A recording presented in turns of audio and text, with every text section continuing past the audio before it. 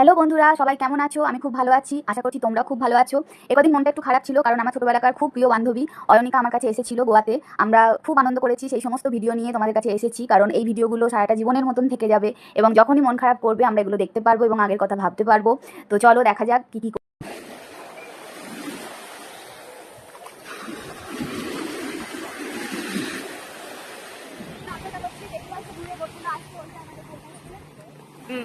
আমরা যাবো একটা রাউন্ড দেবে, কেমন লাগবে তোমাদেরকে দেখাচ্ছি।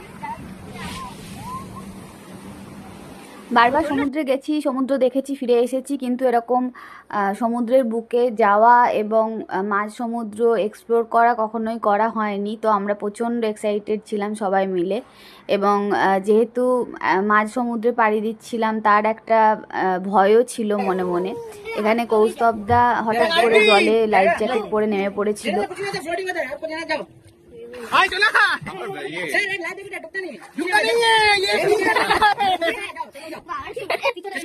তো ফাইনালি আমরা সবাই মিলে মাঝ সমুদ্রে নেমে পড়েছিলাম এবং ভীষণ এক্সাইটেড ছিলাম। এরকম মাঝ সমুদ্রে লাইফ জ্যাকেট পরে নামার যে একটা অভিজ্ঞতা, এটা পুরো অন্যরকম ছিল।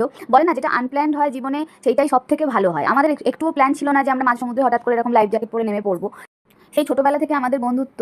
তো আমাদের সেইভাবে দুজনের বিয়ে হয়ে যাওয়ার পরে অনেক দিন একে অপরের সাথে কোনো দেখা হয়নি, প্রায় 4 বছর পরে আমাদের একসঙ্গে দেখা হয়েছিল, এবং আমরা এতটাই আনন্দিত ছিলাম যে কী করবো না করবো কিছু ভেবে পাচ্ছিলাম না, আনন্দটা কীভাবে এক্সপ্লেন করবো সেটা।